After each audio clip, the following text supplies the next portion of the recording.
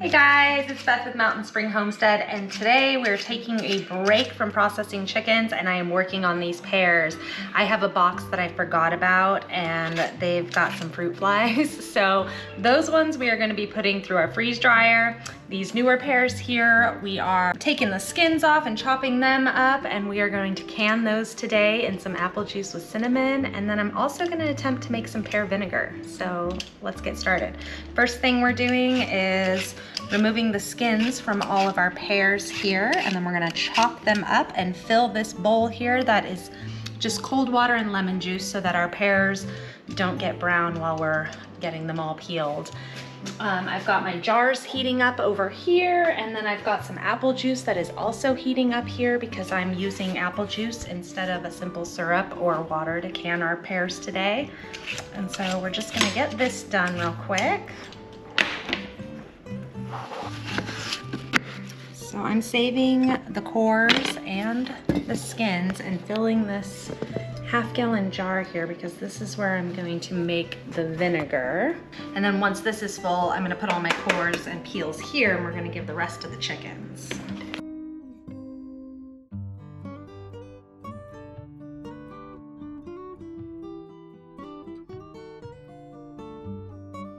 Okay, our jar here is full, so we can get started on the next steps for our vinegar, which is to take a quart of warm water and add a 1/4 cup of sugar to it.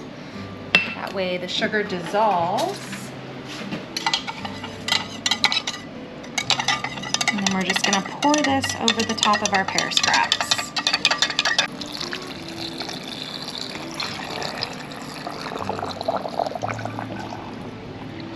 There we go. Now we're gonna cover it with something that's breathable. I'm using a coffee filter because that's what I have right now.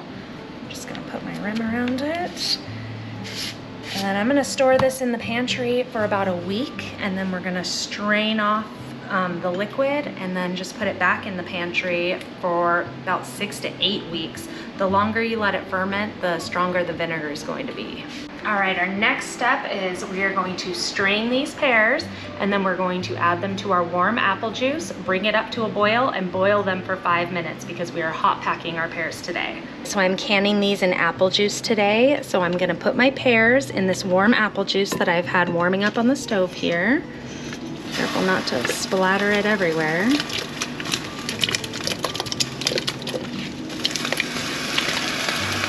All right, now we are just gonna bring these to a boil, and then we're gonna let them boil for 5 minutes and then start packing our jars. All right, our pears have been boiling in our apple juice for the last 5 minutes. I just strained them because I find it easier to pack my jars if I strain the liquid off the pears first. So we will pour our apple juice over the top once we get our jars full. I'm just using a fork here to grab my pears and put them in the jars. Remember, we are hot packing these, so hot jars, hot pears, hot apple juice.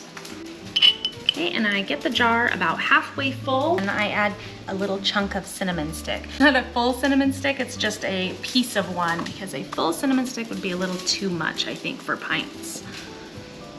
And then I just pile my pears around that cinnamon stick. All right, our next step is to add our apple juice. And I pour it in, and then we want to debubble it. And that's gonna add some extra room.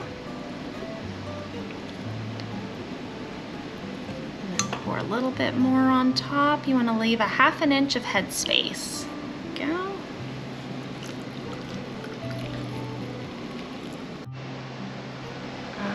I'm gonna fill the rest of these up, and then I will show you the next step. All right, the next step is just to wipe your rims off. I like to use a little bit of vinegar just in case there's any oil or anything. Don't want to prevent them from sealing. Next, we're just gonna add our lids and then our bands as well. You just want these finger tight.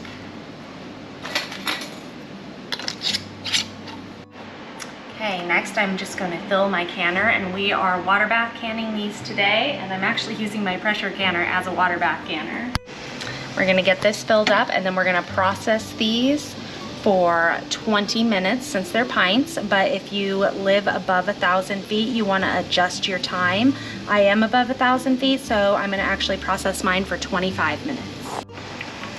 All right, now you want to make sure when you're water bath canning that your water is 1 to 2 inches above the lids of your jars once your canner is full.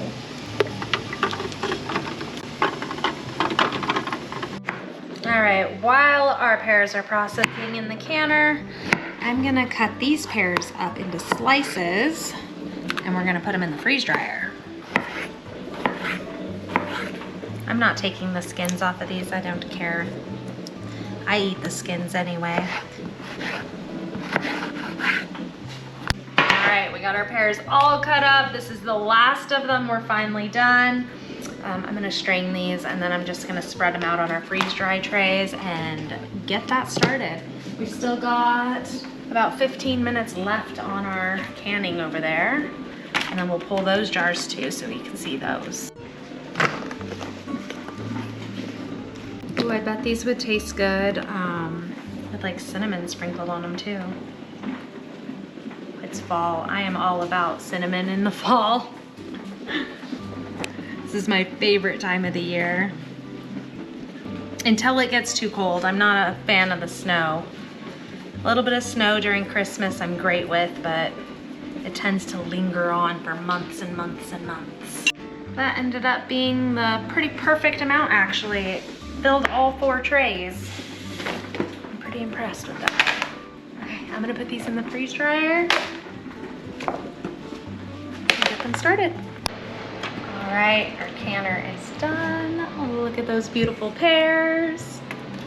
Now we're gonna let these sit for about 12 to 24 hours and then we'll check the seals and we'll put them in our pantry.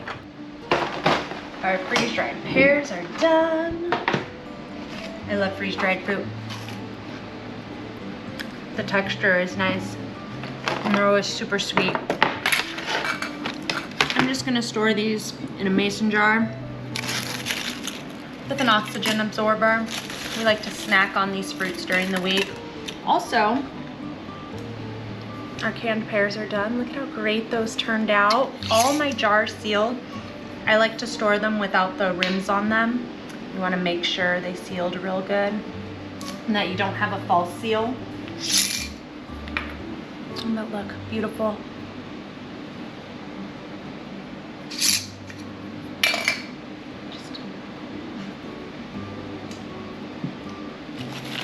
All right, I'm just gonna throw these into the jar and store these.